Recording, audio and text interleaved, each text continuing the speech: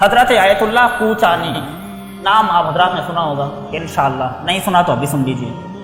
انہوں نے 2 کتابیں لکھی، کتابیں تو اور بھی ہیں، 2 کتابوں کے نام لے رہا ہوں، ایک ہے سیاحت غرب اور ایک ہے سیاحت شرق۔ سیاحت شرق میں ان کا زندگی نامہ ہے، بڑی شخصیت ہیں، عارف شخصیت ہیں، اور علماء نے ان دونوں کتابوں کی تائید کی ہے۔ اور ایک سیاحت غرب ہے جو ان کا برزخ نامہ ہے۔ اب یہ بات اپنی جگہ رہ جائے گی کہ برزخ نامہ زندگی میں کیسا لکھا، اور علماء نے بتایا کہ جو لکھا ہے صحیح لکھا ہے، میں اپنی طرف سے نہیں کہہ رہا، علماء کی تائید شدہ کتاب ہے۔ بہرحال اس میں انہوں نے اپنا برزخ نامہ لکھا ہے۔ بات یہاں سے شروع ہوئی کہ میں مر گیا، جناب آیت اللہ کوچانی نے اپنا برزخ نامہ لکھا کہ میں مر گیا، اور پھر ایک پوری انہوں نے بات بتائی کہ جب مرا تو میرے ساتھ کیا ہوا، فرشتے آئے اور مجھے احساس ہوا کہ میں مر چکا ہوں، دیکھا سب رو رہے تھے، یہاں تک کہ مجھے قبر میں دفنا دیا گیا، اور میرے گھر والے بھی مجھے چھوڑ کے چلے گئے، میری اولاد مجھے چھوڑ کے چلی گئی، اور میں کہتا رہا کہ کہاں چھوڑ کے جا رہے ہو، تم تو میرے بہت زیادہ نزدیک تھے، لیکن آخر یہ ہوا، انجام یہ ہوا کہ کوئی بھی میرے ساتھ نہیں آیا۔ کہنے لگے اس موقع پر جب میں قبر کی تنہائیوں میں تھا، میں ساری باتیں چھوڑ رہا ہوں، بس وہ بات بیان کر رہا ہوں کہ جس کے لیے رحمت دی گئی۔ کہنے لگے جب میں قبر کے تنہائی میں تھا اور فرشتے آ کر حساب لے کر چلے گئے، اور گویا انہیں پاس کر دیا، اور یہ کامیاب ہو گئے حساب کتاب دینے میں، تو پروردگار عالم نے ایک شخص کو بھیجا ان کی تنہائی کو دور کرنے کے لیے۔ اس شخص نے کہا کہ کوچانی، تھوڑی دیر بعد جب بات چیت ہوئی اس کے بعد کہا کوچانی اب جلدی سے تیار ہو جاؤ،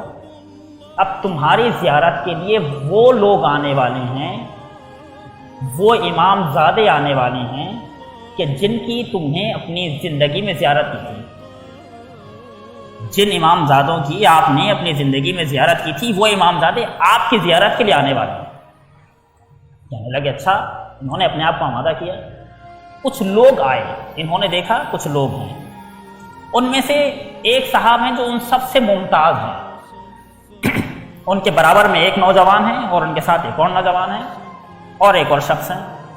اب اس شخص نے تعارف کرانا شروع کیا، کہنے لگے وہ جو دیکھ رہے ہو جو سب سے ممتاز ہیں، جو سب سے الگ نظر آ رہے ہیں، وہ جو جلالی شخصیت ہے وہ ہیں حضرت ابوالفضل العباس، اور ان کے برابر میں جو کھڑے ہیں وہ ہیں حضرت علی اکبر، اور ان کے برابر میں جو نوجوان ہیں وہ ہیں حضرت علی اصغر، کیونکہ برزخ میں سب جوان ہوں گے، کوئی بچہ نہیں ہے۔ برابر میں جو دیکھ رہے ہو جس کے یہاں نشان ہیں وہ ہیں حضرت علی اصغر، اور ان کے برابر میں حضرت حبیب ہیں۔ میں نے جس جملے کے لیے زحمت دی تھی وہ یہ تھی،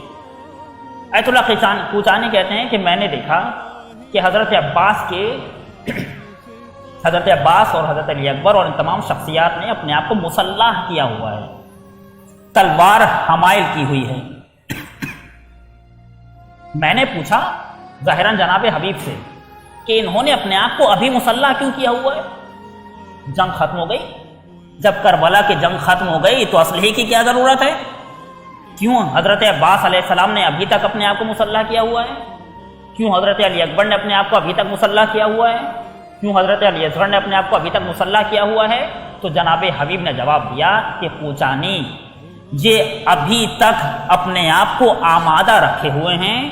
کہ اگر حجت وقت کا ظہور ہو جائے تو تلوار اٹھانے میں بھی وقت نہ لگے۔